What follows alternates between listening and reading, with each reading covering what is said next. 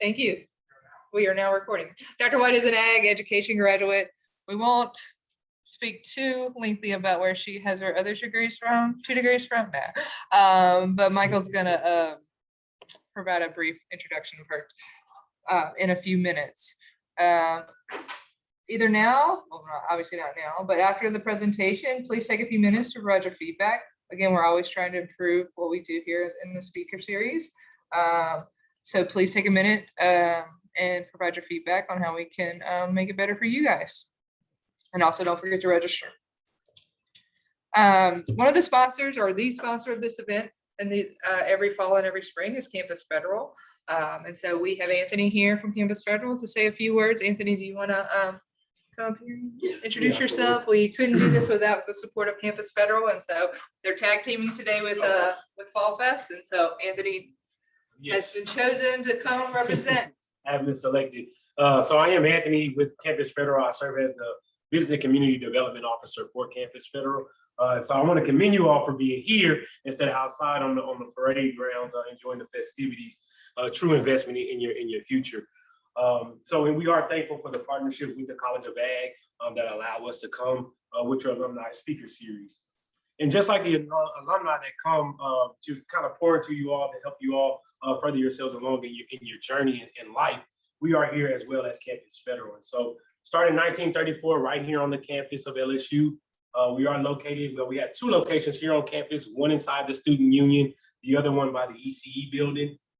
But full service financial institution. So savings accounts, checking accounts, as well as loans as well.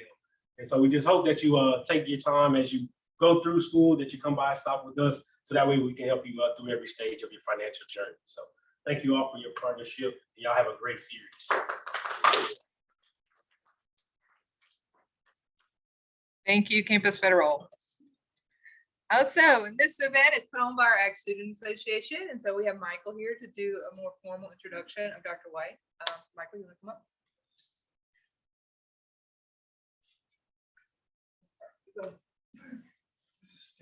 Yeah, that's fine. Mic does not work. Okay, great. Good morning, everyone. My name is Michael Wiltshire. I'm the Service and Community Outreach Chair for the Agricultural Student Association, and today I have the pleasure of introducing Dr. Julie White. Dr. Julie White was born and raised in Denham Springs, Louisiana, where she and her family raised Jersey cattle, and she was an active member of Livingston Parish 4-H. She graduated from LSU in 2000 with a Bachelor of Science in Ag Education. She continued her education at Mississippi State, receiving a Master's in Agricultural and Extension Education in 2003 and a PhD in Agricultural Sciences in 2022. Dr. White works as an Extension Associate with the Mississippi State University Extension Service, where she has been for the past 22 years. She focuses on agricultural literacy, along with the development of and coordination of 2 programs: Farmtastic, a statewide agricultural literacy program for 2nd to 4th graders, and iFarm, an agriculture day camp held on the MSU campus for 5th to 8th graders. Dr. White also serves as the MSU liaison to the Starkville-Oktibbeha County School District's GROW, Gardening and Overall Wellness program, where she assists in writing the course curriculum, along with teaching the GROW classes to 6th and 7th grade students. Prior to all this, Julie spent 15 years as a county extension agent. Continuing a family tradition, Dr. White and her husband are 5th generation farmers on White Farms in Starkville, Mississippi, where they raise beef cattle. She and her husband are working to teach their children, Matthew and Morgan, how to take care of the land and animals that have been entrusted to them. In 2013, she was awarded the Mississippi Farm Bureau Agricultural Ambassador Award. She is a 2017 graduate of the American Farm Bureau Partners in Agricultural Leadership Class 8. Julie was also a 2018 McCloy Agriculture Fellow through the American Council on Germany and 2018 Southeast Farm Mom of the Year through America's Farmers in Monsanto. She was also 2019 Mississippi Farm Bureau Farm Woman of the Year. Without further ado, Dr. Julie White.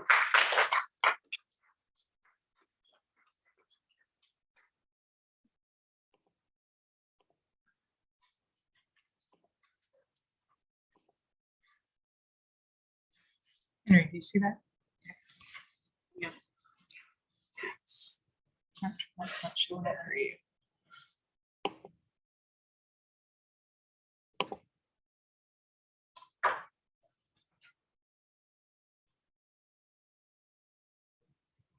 the big gap.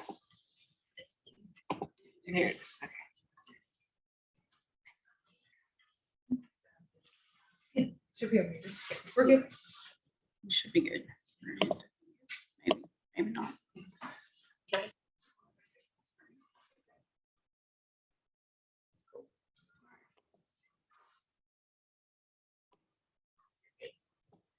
Yay.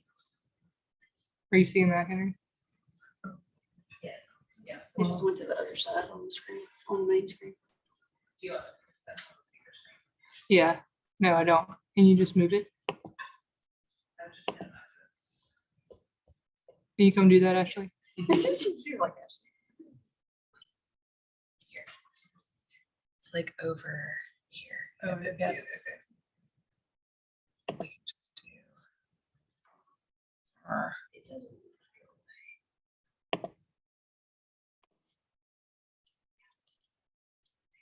Yeah, just down there in the corner. That's fine. That's fine. Yeah. I It can can be pull down it, there in the wood. It won't pull it matter. over here. Yep. Do you want to speak your view or this view? That'd be fine. Okay. There are no notes, I promise. All right. What few there are written down. So, well, good morning. Excited to be with y'all. It has been a long time since I have been back on the LSU campus. When we were riding in today, my husband and I were talking about how long it had been since we had been here. And I actually think it might have actually been, we may have been back one other time for a Dairy Science Club alumni social since I graduated in 2000, but that may be the only time we've actually been back. So it's been a while. So we're excited to be with you. I have my husband and my two kids with me today, just because my mom still lives in Denham Springs. And so we came in to visit her, and then she's actually going to go back north with us tomorrow and spend some time with us up there. So I guess to start, when I was a freshman at LSU, and probably even moving into my junior year, probably even into my senior year, you would have never told me that I would ever have left Louisiana. Okay, born and raised in Livingston Parish, raised on a dairy farm. We did everything to do with that. I had, options for college. I had a full ride to Southeastern in music, believe it or not, and gave that up to come to LSU because mom and dad agreed to foot the bill because they knew where my passion was at. They knew that my passion was ag. And so, so that's how I ended up at LSU. But all the way through college, I would have never expected, especially to have that other school next door to that logo, to be my other option. Come senior year, I'm student teaching, applying for jobs, had been promised a job, had already interviewed for a job with the LSU Ag Center as an extension agent. And the governor, the week before I was supposed to sign my paperwork, because we had to be so far into our internship to do that, the week before that, the governor put us into a 4-year hiring freeze. So I'm about a month from graduation and don't have a job. So William and I met during my junior year, and he was at Mississippi State. Okay, so that's another story for another day. But we were both on judging teams and had a couple mutual friends and things, and that's how our relationship began. But when I realized I wasn't going to be able to work in Louisiana in extension, which is what I wanted to do since I was 10 years old, what was I going to do? So I was like, well, we were already engaged at the time. So he was truly expecting to move to Louisiana and to have to become a Tiger, which he was not really excited about, but he was willing to do. I said, well, if I can't live here, then I might as well try to live there. And so literally I called and was like, because there wasn't anything online at that time, you still had to call and email and stuff like that. So I called the guy that in their HR for extension and was like, do y'all happen to be doing any interviews anytime, whatever? And he says, actually, we're doing them tomorrow. Can you be here? And I said, sure, I guess. And so my mom and I rode to Starkville the next day, and I interviewed And so I went from knowing that I was going to stay in Louisiana 1 week to the next week knowing that I was moving to Mississippi, because they hired me on the way home from Starkville that next day. And so, you know, it is what it is. And so after I finished my degree here at LSU, then I moved to Mississippi. But as they said, I'm an extension associate there, and we'll talk more about that. We're the 5th generation to farm on his family's farm, and we'll talk a little more about that. And I'm also going to talk a little bit about how I view ag advocacy and why I think it's important for you to continue that. So my education here, so like all great college students that come to college and get here, and I knew I wanted to be in agriculture, but I really wasn't sure where I was going to fit. I knew what I wanted to do, but I started out in ag business, but then soon changed to ag ed and graduated in ag ed in 2000. But my minors, as you see, were animal, dairy, and poultry science, because that's where my background was and where my farming background was. And so, and probably the department that I was actually the most active in was in the dairy science department. And you'll see that that was back when they were all separate. And so we had our own department that time. And so you'll kind of see that as I go through where I was active in that.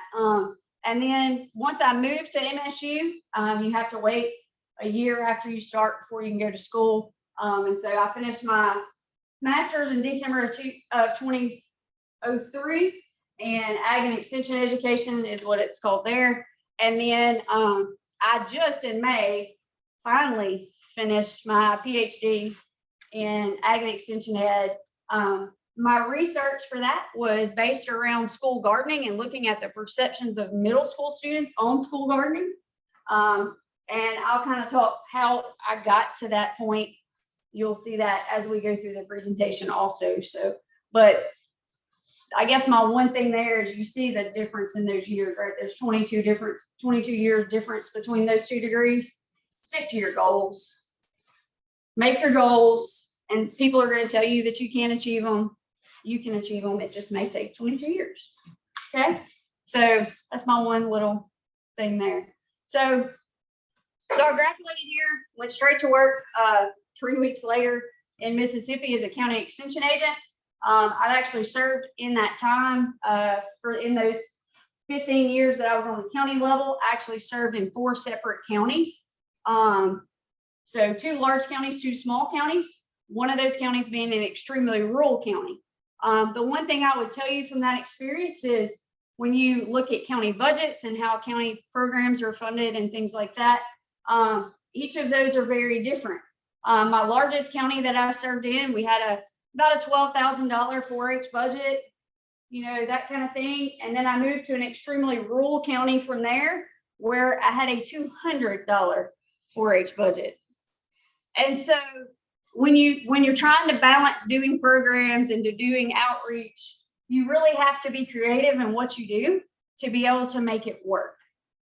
But I did spend time, most of that career was in actual 4-H programming. The last 5 years of it, I was actually the county agent there in Starkville, in Ottawa County. And so I was doing agricultural work. And that kind of leads into what I do now. During that time, I would be going to the schools with our 4-H agent and trying to do some ag education with our students in our schools. And our kids were always telling me that chocolate milk came from a brown cow and that eggs came from sheep and that even that a pig could lay eggs. And so as we would go into these programs, I got to really see that these kids really don't understand that their food and their clothes come from somewhere besides the grocery store. They just don't get it, that it just doesn't appear there. And so I began to have thoughts and ideas about creating a program to teach kids where their food and clothes come from, just for our county. So I got with our county farm bureau women's chair there in the county, and she and I got together and we put one together for the first year out at the horse park there in Starkville, and we put together a program and did a program for our schools. Well, then the next year we got ready to do it, and the neighboring counties' kids, their schools wanted to come. And then the next year, like counties from all of the states started calling and wanted it to come to them. And so Farmtastic was birthed through that, and that's how I ended up as an extension associate. So Farmtastic grew way faster than any that I ever had planned. Obviously, I planned it as a county program to educate our kids in our county, and it ended up being a statewide program. And so at that point, when I was starting to travel so much, they were like, Julie, we've got to move you out of county level. We're going to move you to the state office. And so I actually work in the School of Human Sciences, and as an extension associate, still have an extension appointment there. And I've been there since June of 2015. So this is my 7th year in the department. So Farmtastic, and we'll talk a little more about it. But as I said earlier, it focuses on 2nd to 4th graders. And at the time of original creation, we only focused on 3rd graders, but then kind of expanded it as we decided to travel. But in that time, I also saw a need for our kids just above that they really have no hands-on experience in agriculture. You know, just simple things of, you know, figuring out how to drive a tractor, because most of them don't even know how to drive a lawnmower and things like that.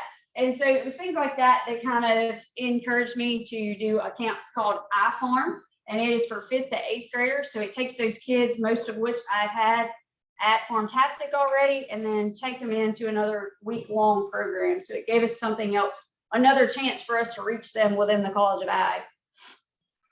And then we'll talk more about the GROW program in a few minutes too, but that was totally thanks to COVID.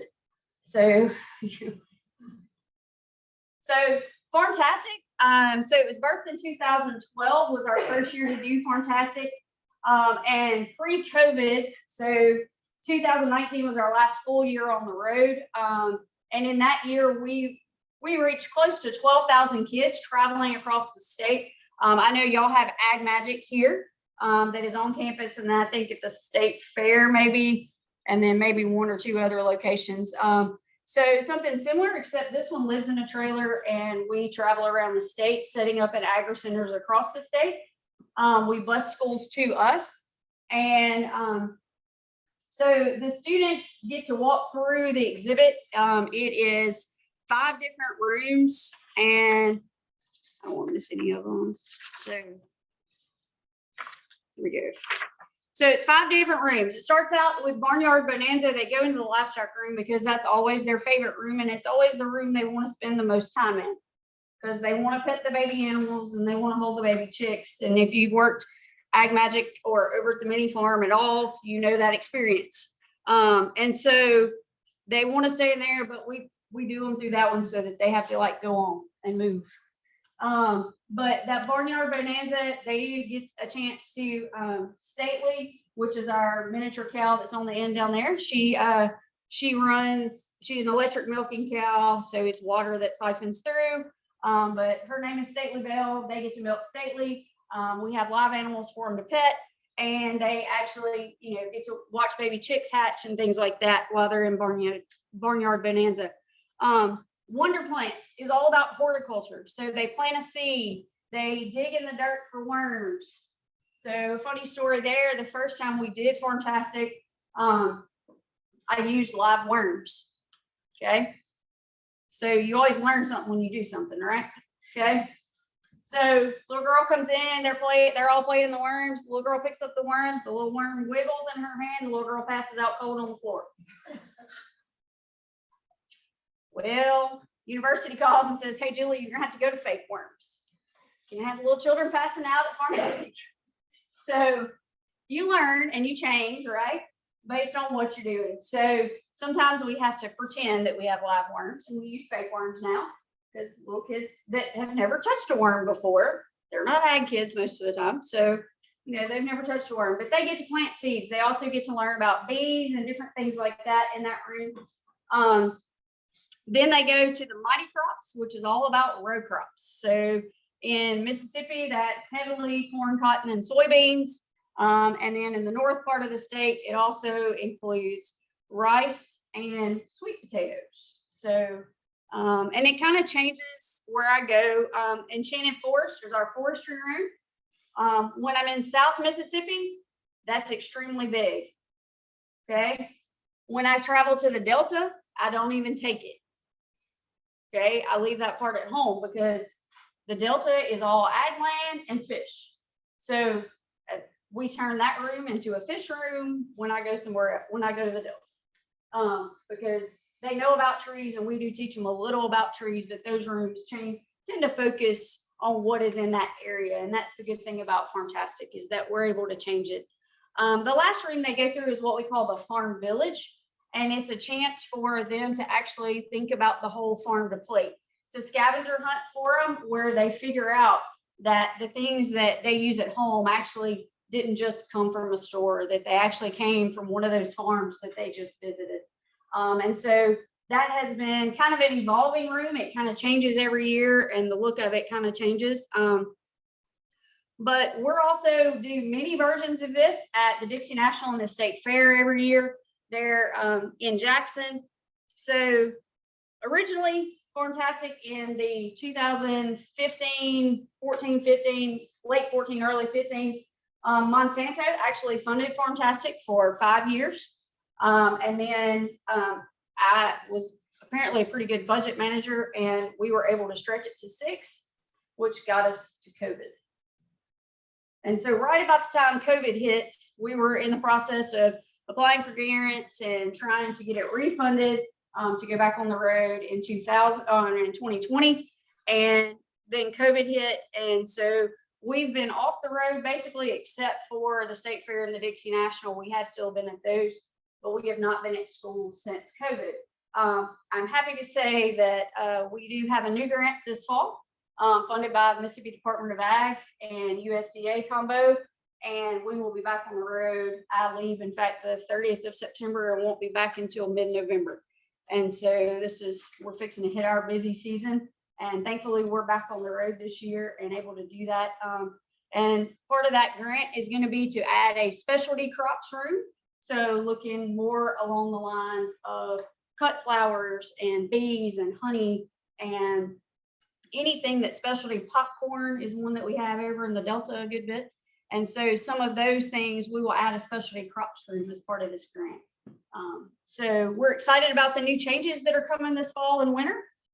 We've got some work to do to get some things ready to be totally back on the road, but that is what's going on with Farmtastic. So, but it's my little kids. And then I needed to do something because I wanted to keep those kids. We're reaching them once. Sometimes we see those kids that 2nd, 3rd, and 4th grade year when I travel, because some of those same schools bring those kids consecutively. And so then I was like, well, if we're seeing them then, are we really giving them a chance to see what we have to offer, like as a career? So I got to thinking and trying to figure out a way that we could kind of introduce kids to a career before they're in that recruitment stage for the college recruiters. So I talked to my college recruiters and we're like, if I was going to start doing something to get a kid ready for you to recruit them, what age do I need to look at? And they were like, before they hit 9th grade, please. And I'm like, okay. And so I went to 5th to 8th grade because a lot of these kids I hit, you know, obviously with Farmtastic in 2nd to 4th. And so then I farm camp, we actually bring them to campus. It's a day camp. We have parents that'll bring and come stay in a hotel for a week. And we were in the process of changing it for COVID and going to be an on-campus camp. And so, but I partner with the different departments in the College of Ag, and every day focuses on 2 different departments in the College of Ag. And so they get experience, some type of an experience in every College of Ag department while they're on campus. And so some type of hands-on, we have the luxury there of the top picture is one of our local nurseries, which is she and her husband are both MSU grads in the horticulture department. And they opened a nursery there in Starkville and just down the road from the university. And we're able to take them there. They make succulent little planters and things to take home with them. She actually walks them through the nursery, teaches about They planted mums that day because they were in the process of planting mums and doing some things for fall, doing some starts.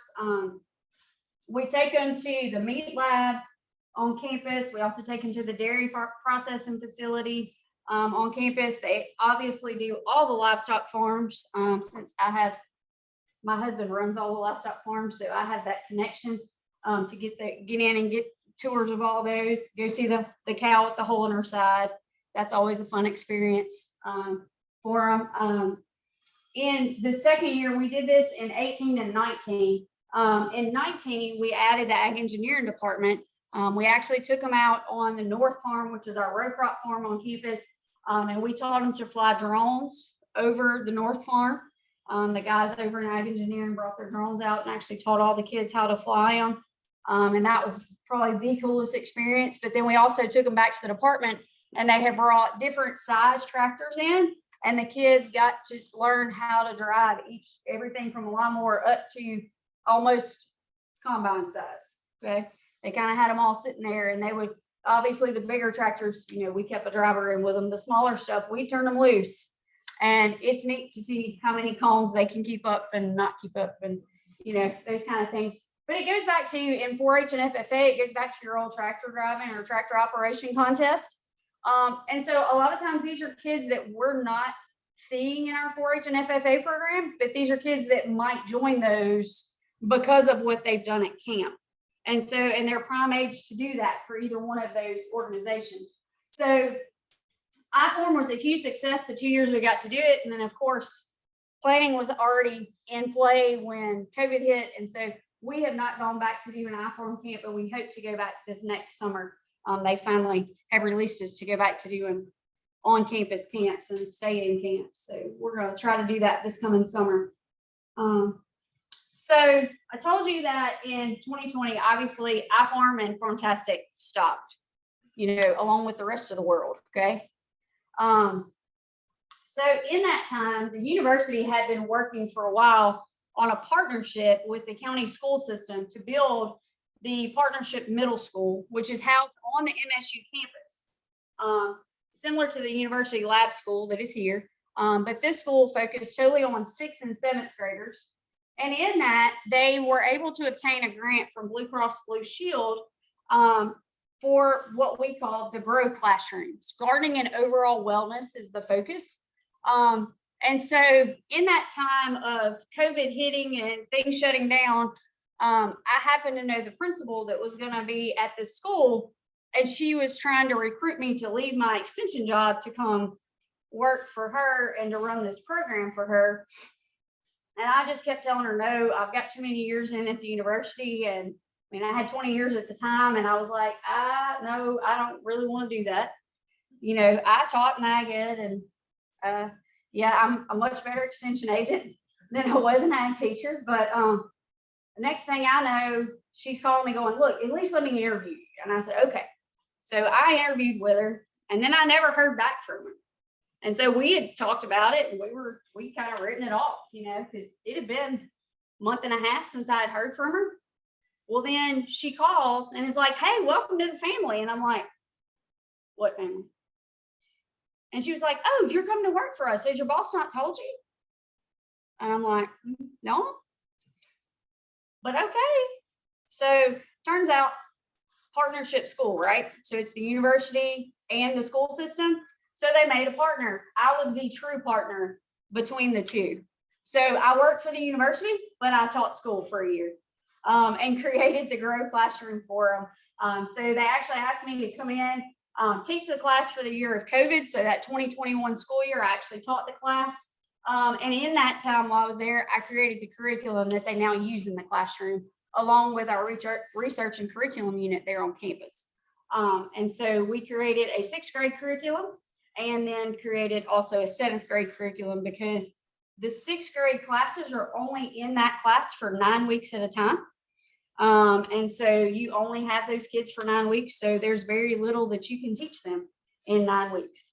And so it's very basic it's basic and 90% hands-on in that 9 weeks that they're in there, because that's the best way to give them impactful experiences. And so the 7th grade class, of course, gets deeper. And hopefully will lead them to go into our 8th and 9th grade ag program, is what our hope is with that. So currently, I just finished serving a year. So I taught that class a year and then came out as a mentor, and the school system actually hired a teacher for that class. And I served as a mentor this past school year. And then this year I'm just going over as they need me. This classroom includes a classroom that includes includes 3 full cooking stations, so they can cook in the classroom and do all that kind of stuff. But it also includes 24 gardens.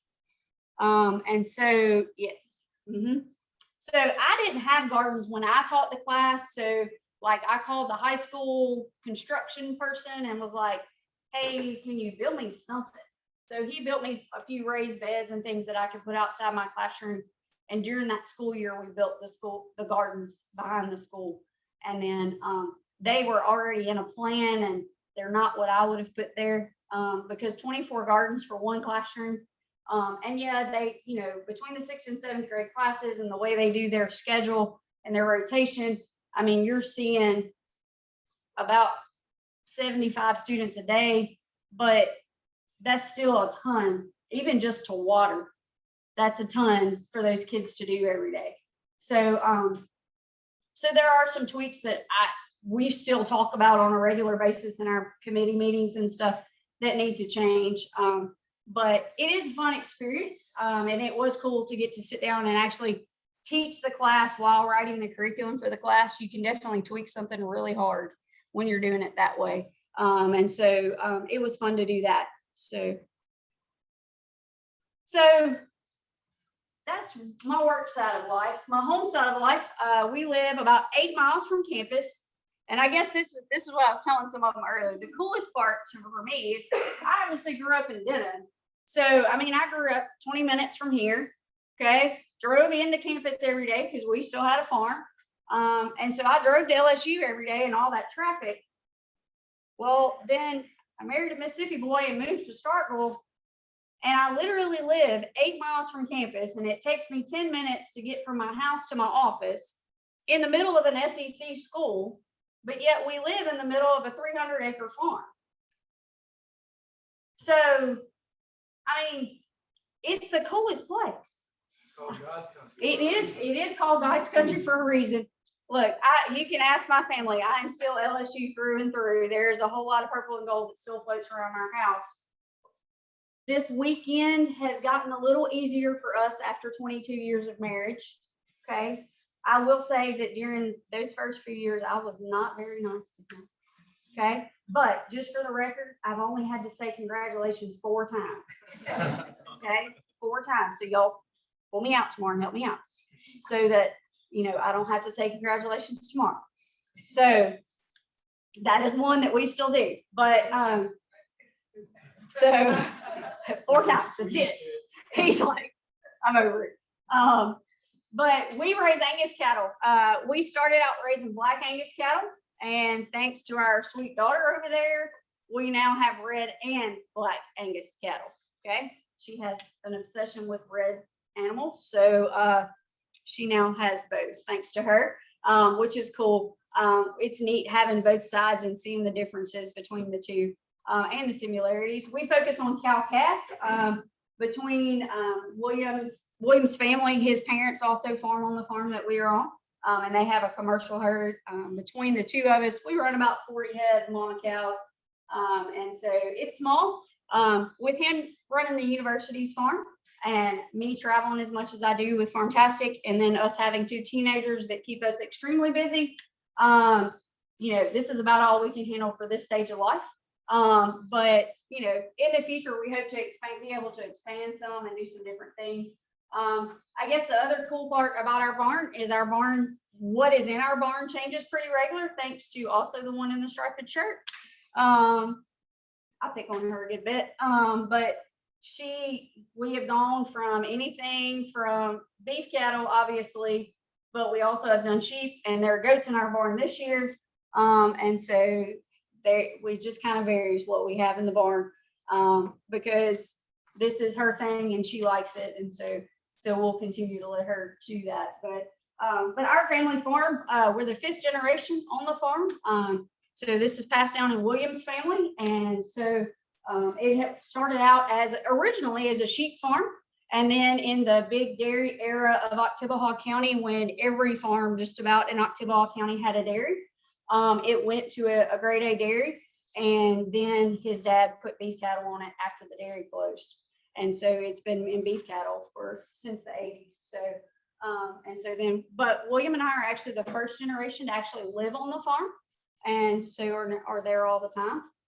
And we've only been on the farm a little less than 10 years. So we lived on the South Farm where he works prior to that. So, which was a neat experience, and I wouldn't trade it for anything for the way they were raised on the university's farm. But that's kind of a little bit about our family and what we do. We are very blessed to have inherited the land that we sit on, because land prices in Starkville, just like land prices anywhere else, are not affordable, and young farming ranchers could definitely not get started in that area without being able to inherit that. And so we're very blessed and know that. And so we hope these two understand that. So when I was here at LSU, as I told you earlier, I was very involved in the Dairy Science Club and traveling around. Probably the things that I cherish the most about my time at LSU was my involvement in the Dairy Science Club and on the dairy judging team, because those are the two things that I spent the majority of my time doing besides my coursework. We were traveling to conferences. We were traveling all over the United States doing tours. Of course, with the dairy judging team, I traveled all across the country judging cattle, and just getting to see the different types of farms and the different types of cattle that are raised, and the way our cattle look here in the South versus the way the cattle look in the North, was very interesting to me. Once William and I actually started dating, the judging teams actually provided us a chance to be able to see each other. He was on MSU's livestock judging team. And so we would randomly see each other at contests across the nation. So that was kind of cool. I was also in collegiate 4-H. I was never in FFA, but I was always in 4-H. So of course, when I was at LSU, I was in 4-H. Got to help with various conferences and things that were on the campus here. And then of course, go to conferences across the Southeast. And then I did Ag Student Council too, which I noticed y'all changed the name up a little bit. So I was on Ag Student Council. I was the Dairy Science Club representative for that. And I was an officer on the Ag Student Council my last year. But probably the two things that I remember that most about Ag Student Council was we used to do a haunted house in the Coliseum. Yeah, that was a month out of your life. Yeah. I don't know that I recommend it. Yeah, there were things that happened in there that shouldn't happen to the college children. But yeah, it was an eye-opening experience, but we did it 3 years of my 4.5 that I was here. So, but then the other thing is we always in the spring did an annual ag ball, and I was always really involved in planning the ag ball. So those were probably my two favorite things. They were both a lot of fun, but because of this, I still talk to a lot of these people that I was involved with in these organizations in college. I'm still friends with them today. And so that gave me networking that has lasted me moving states, but it is also in my career has given me an opportunity to have people that I can go back and bounce ideas off of and things like that. So being involved is very important. My time after LSU, well, so obviously going into extension and into 4-H, I'm a part of the Mississippi Association of Extension 4-H agents and have been for the entire 22 years I've been there. And that's just networking within your state, but when you also get to go to the national conferences and things, you get a chance to network and do things across the national level. And it has allowed me to have friends doing the same thing I'm doing nationwide. Mississippi Women in Agriculture gives me an opportunity to network with women within our state who are farming in various different types of farms. And so it gives me a perspective on, we focus on cattle most of the time, and my background is dairy. And so it gives me a chance to learn about row crops. It gives me a chance to learn about horticulture. So those things have helped greatly within my career. Mississippi Farm Bureau, William and I have been involved since 2003 with Mississippi Farm Bureau. We served on their state committee, and we won their Excellence in Agriculture Award in 2012 and went on to compete at the national. We're actually both serve on our county board. He's actually our county board president, and I'm the women's chair currently. And our involvement in Mississippi Farm Bureau has given us probably the most networking opportunities that we could have had, because we didn't have the friendships that we have within our state until we got involved with Farm Bureau. And so now, anytime that we're doing anything, especially when we're needing to be advocates or needing to be at the Capitol, talking to our legislators about something, when it's not something that deals with beef cattle, it gives us a chance to have somebody to bounce that off of. So through our involvement in Mississippi Farm Bureau, I've actually had two pretty cool opportunities with American Farm Bureau. So after winning the Excellence in Ag competition, one of us was allowed to apply for the Partnership in Agricultural Leadership class. And they've actually changed that now to be the Partnership in Advocacy Leadership class. And so they've changed the title of it now. But so we voted that I would apply, and I did that. So I was in class 8. So that was in 15 through 17 when I did that. And it gave me the chance to travel to DC, to New York. And until you've been to New York and seen the rooftop gardens and see that that's how they garden, is on their rooftops. That was probably the coolest part for me in New York. And then DC, of course, you're looking at advocacy. You're totally spending your time on the Hill talking to senators and representatives why agriculture is important. Then our class focused on GMOs and talking about GMOs and why, as agriculture, we need to be the importance of GMOs. And so we actually got to go to Hawaii because Hawaii was at that time having a huge GMO battle. And so we were able to go there and actually work with the Hawaiian Farm Bureau and help them with some of their advocacy efforts. And then our final trip, they always take an international trip on that. It's kind of like the Louisiana leadership. I don't know what y'all call it here. It's similar to that, but we take one, and ours was to Brazil. And so we spent 3 weeks in Brazil, traveling from one end of the country to the other. This was during the time that they were having riots and different things because their government was so bad. And so it was an interesting time to be in Brazil. You had to be careful, but it was neat to see the difference in the agriculture. The other opportunity I had in 2018 was I was asked to apply and got accepted on the McLoy Agriculture Fellowship Mission to Germany. And so I spent a month in Germany in the fall of 18, looking at agriculture in Germany from one end of the country to the other. And that provided me the opportunity to talk more about what I do as an ag education, especially for children, because German agriculture doesn't focus on their children at all. It's mostly adult education. And so that was where I got to be a big advocate there. So those are some cool experiences because of my networking that I've gotten to do. So my advice and recommendations to you, get involved, build relationships both with your peers and your mentors, as your professors, and those that are out in the ag organizations that are going to support your career when you get out. Be careful what you put on social media, because they're looking at what you put on social media. Okay. When you get ready for a job, they're looking to see what you put on social media. Okay. Set your goals, work to achieve them. Okay. Sometimes those goals don't get reached for 22 years, but that's okay. Okay. Always strive to do your best. Don't ever let somebody catch you not trying to do your best. Okay. Find a job that you like, find a job that you love, and you'll not work hard because you love what you're doing. Okay. Lastly, family first. I love my job. I love my career. I love these guys more. Okay. So I will always take them over my job. Okay. And if I can tell you one thing to do, that's Don't let your career hinder you or mess up your family life. Okay. So today you're truer than true.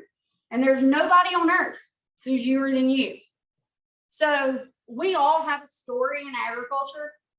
Okay. Whether it's you grew up on a farm or you came to love agriculture while you were here at LSU. We all have some type of story in agriculture, but there's nobody that can tell our story and tell why we're passionate about agriculture but us. But when we tell our story and we make it personal to us, other people understand agriculture and understand why it's important. So if those are some things I can leave you with. So this is my social media contacts. If you want to do that, they're there. But other than that, thank you all for letting me come back home for a little bit.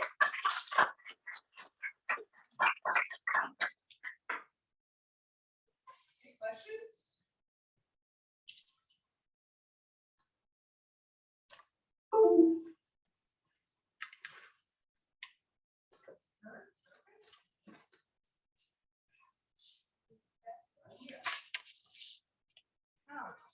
All right, Be a little controversial. go ahead. About Monsanto and Mhm, GMOs.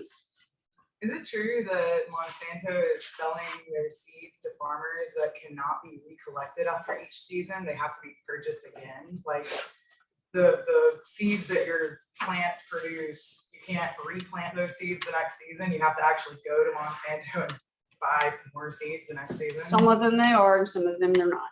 It just depends on the seeds because some seeds are made to produce another season and some seeds are not. So yeah. And as far as GMOs go, like, do we really have enough information on like how those things affect the human body? Yeah. Like, There's tons of research. If you want to spend it, you can spend weeks and months and years in the amount of research that's out there in them. And so, yes, I mean, they're safe and they are a valuable tool to agriculture. So why has there been so much pressure around that stuff? Like, why are people like fighting to have labeling on foods for non-GMOs? And like, why would there be that kind of stuff around it if it were safe? it all goes back to the dollar. And everybody's trying to make a dollar. Yeah. And so, and that is one thing that you don't necessarily see it, especially here in the South, but when you go north and when you go overseas, you'll see it. It's all about the dollar. So, but do your research, do your homework, Yeah. Definitely. because in ag, there's a lot of things that we could not grow if we didn't have them. Right. And so, and it's Or grow on like a mass. right. Yes. Yes. Which is So, you know, and there's really not the like 10 things that are GMOs. I feel like we Like, should and do there's that. a GMO label on random things. If you go in the store, you can find a GMO label on about any product that's out there, whether there's actually a GMO product of that or not. Yeah. So it's all about labeling, it's all about branding, and it's all about the dollar. Yeah. And the big thing, and Dr. White's whole career is focused around this, Mhm. this consumer education. Yeah. The Right. lack of it. Yeah. People don't know. It makes Yeah. me wonder though, like, wouldn't it be smarter to educate our youth on like ways that we can sustainably grow things within our own communities without having to create like this larger scale of food production? Well, Because like with quantity, doesn't quality kind of go out the door? not all the time. We strive to produce the best crop that we can every year. Yeah. And that's what our farmers are doing. I mean, and so we want our kids to be able to grow sustainably, and it is cool, like in the grow classroom, I was teaching them to grow small gardens at their house to provide for their families, but yet they can't grow enough to totally provide for just their family even. Yeah. Because they're not going to be able, in a small family garden, they're not going to be able to grow corn and things like that because it gets so big. Right. And so you have to think about that we have to be able to provide the things in agriculture that the families can't grow in their backyard.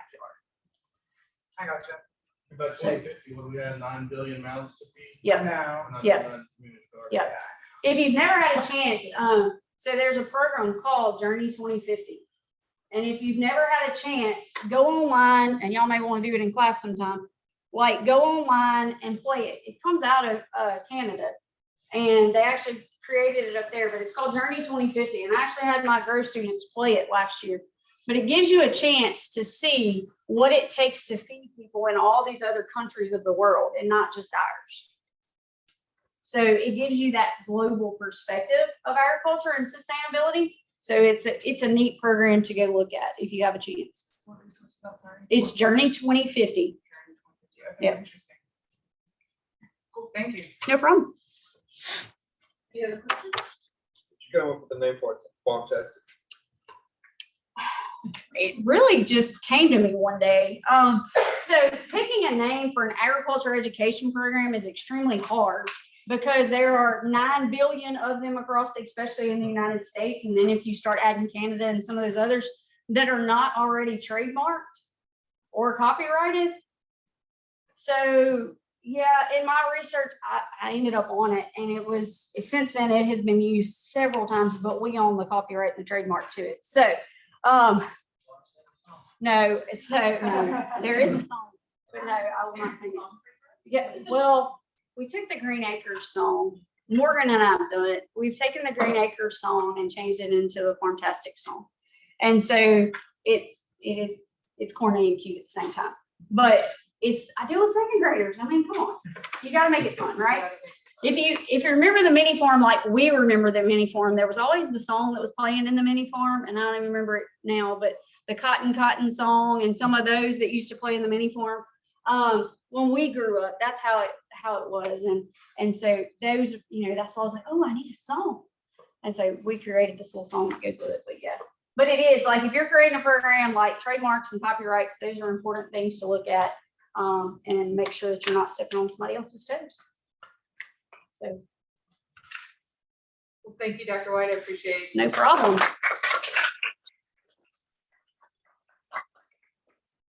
If you want to stay after and have questions, I know you might have to get to class, but. Oh, don't forget to do the survey. Thanks, Henry.